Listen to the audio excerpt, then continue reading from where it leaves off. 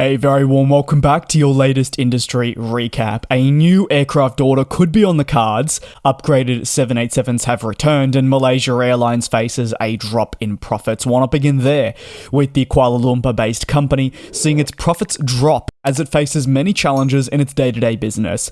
The group did report an annual profit, this a very important thing to mention. However, while this did represent the second consecutive one, the profit margin fell by some 93% year over year. Malaysia Airlines states the significant drop in profit was due to capacity cuts, lower airfares as well, with the capacity cuts playing a considerable part. While there have been many cuts in capacity and concerns over the aircraft it has in its operations, it wasn't all doom and gloom. They said that they're very comfortable with the overall demand in a premium setting, alongside high load factors.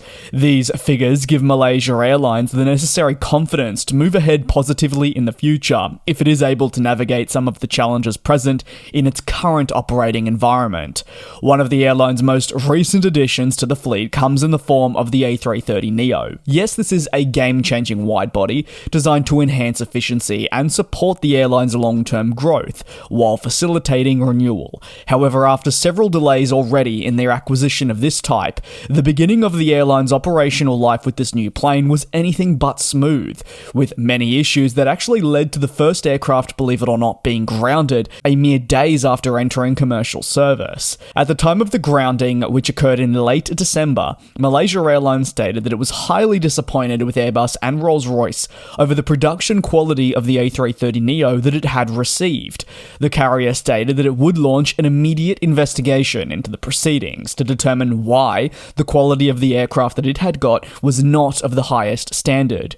Following that review, the airline confirmed that all necessary repairs had been implemented after several months, and they were confident in moving ahead, utilizing the A330 Neo to the best of their abilities, and the plane has remained active since then. However, the impact was clear from the beginning, not just with the delivery delays, but also the issues that were encountered the moment the new aircraft type arrived at the Kuala Lumpur-based carrier. This represents just one of the challenges that they have experienced across recent times, and I'm keen to hear your take on their feelings and how this has gone on to affect their profit margin. Over to the next story, and after a lengthy retrofit, the first upgraded Boeing 787 at Air New Zealand has touched down in Auckland. After spending 184 days in Singapore, 18 months of research, and 2,500 hours of testing, this new 787 cabin is the airline's future.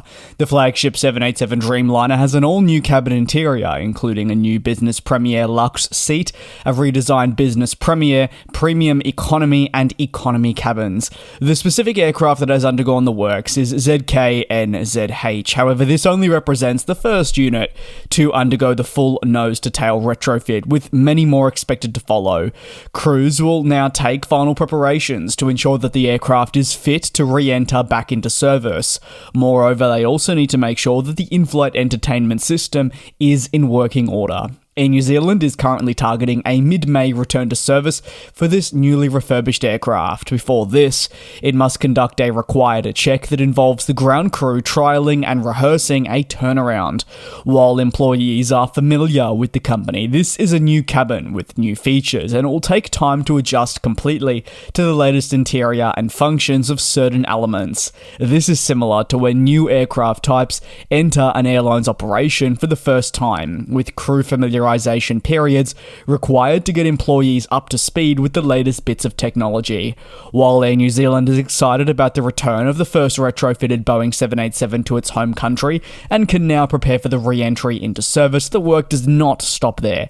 The New Zealand carrier has confirmed that the second aircraft with new interiors is already in Singapore, and work is currently ongoing to bring the state-of-the-art cabin to this plane too. This aircraft will return to service with the hopes that by year's end, 7 of the airline's Dreamliner fleet will have undergone a thorough retrofit if all goes according to plan. While half of the Dreamliners will be completed this year, the carrier has confirmed it hopes all 14 787s will have the new cabin layout installed by the end of 2026. These retrofits are necessary as Air New Zealand announced several years ago its intent to make the Dreamliner its flagship by retiring the 777 fleet and moving ahead with just one wide-body series. The retirement of the 777 has ultimately been more complicated than first imagined, primarily driven by supply chain woes. Still, the plane remains intact, and it is a matter of when rather than if they move ahead with the retirement. Over to the final story, and that sits with South African Airways, who are inching closer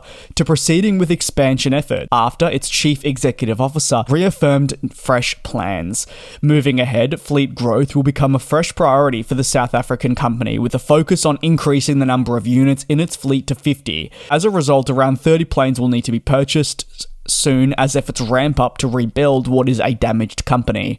Over the last 12 months, the very damaged carrier I speak of has repeatedly stated it wants to purchase planes, while also looking towards second-hand units to ensure it can achieve more short-term growth. South African Airways will not just focus on regional flying, they will look towards international markets to enhance their market share, which will require larger, more efficient planes with the capacity to make all of this possible. Part of the airline's mission to grow aligns with a 5-year plan. This plan involves the thorough renewal and modernization of the business to elevate the brand and impress its current and prospective customer base.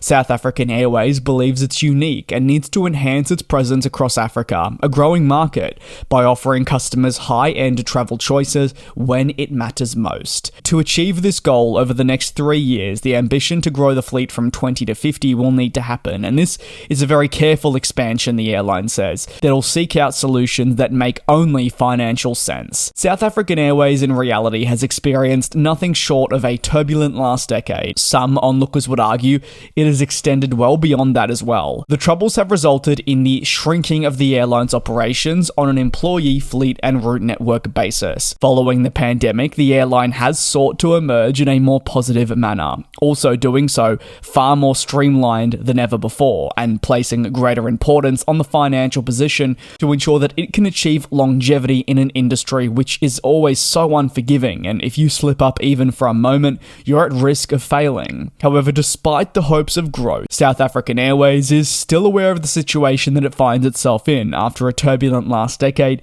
it knows growing sustainably is going to be crucial. Being cash positive and surviving independently also remains one of their greater focus areas, away from just something as basic as growing their fleet.